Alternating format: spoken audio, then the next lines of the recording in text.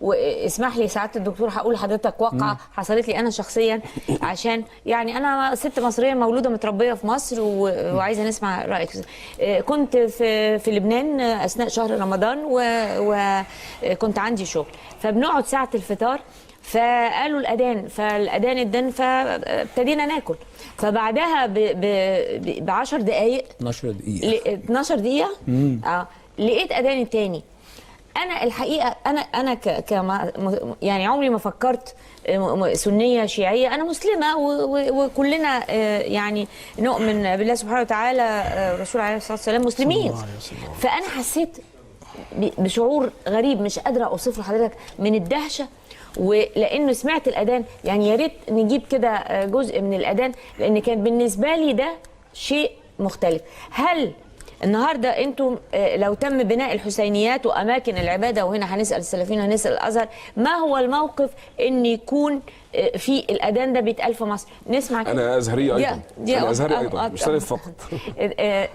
نسمع كده الاذان، لانه انا توقفت عنده، مش ده الاذان اللي انا بسمعه قبل كده. طب وليه في اذانين في 12 دقيقه؟ ليه الفرق؟ عايزين نعرف وعايزين نفهم.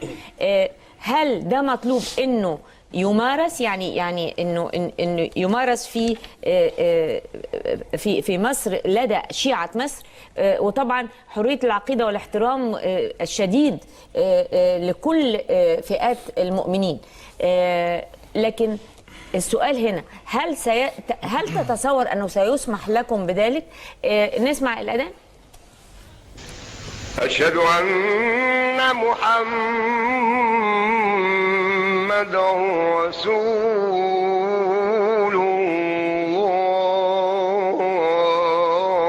الله.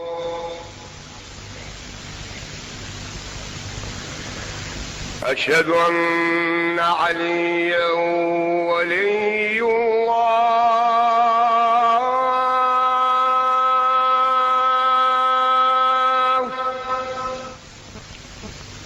حي على الفلاح.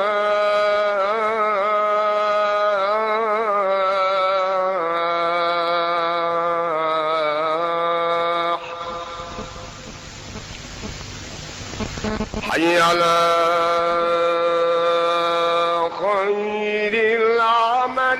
تستعد فيها التعليق حديث الثقلين كتاب الله وعترة أهل بيت. يا أخي الكريم، يا أخي الفاضل، دلوقتي المسلمون لديهم 4 مذاهب سنية. نعم يا أخي، هل يضيرك أن أكون مذهبي أن أكون متبعا للإمام الصادق عليه السلام؟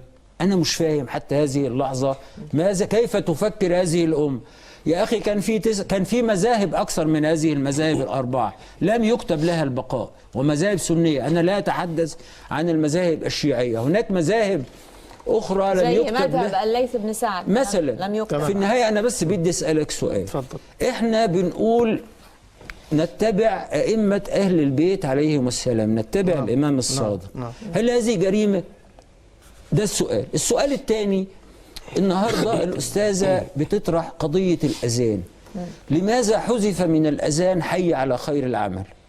أنا عندي كتاب مصنف عبد الرزاق، وهذا الكتاب النهارده سهل جدا إن أنا أجيب أي كتاب وأقدر أبحث عن كلمة كلمة.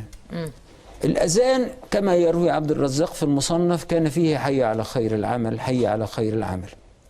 وهذه اللفظة حذفت من الأذان ووضع مكانها في صلاة الصبح: الصلاة خير من النوم.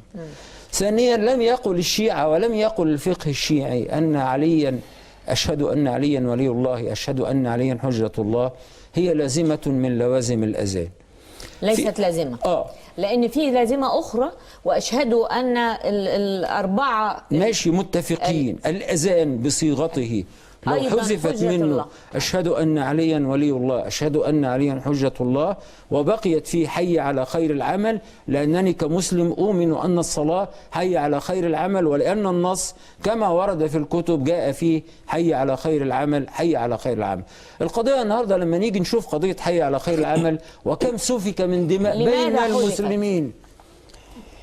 اتفضل. النهاردة تعالي نمسك قضية ال 12 دقيقة.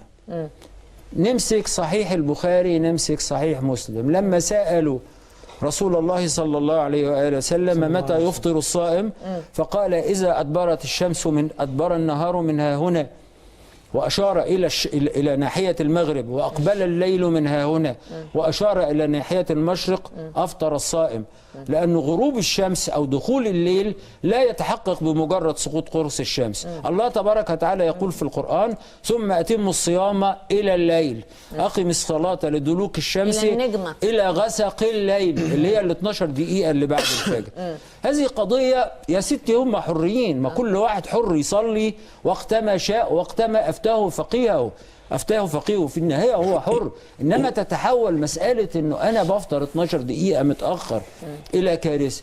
مسألة إن أنا بقول كم سفكت من دماء وكم قامت من حروب بسبب الإصرار على حذف حي على خير العمل من الأذان. متى يعقل المسلمون إنه في خلافات فقهية من حق كل واحد أن يفعل بها ما يشاء؟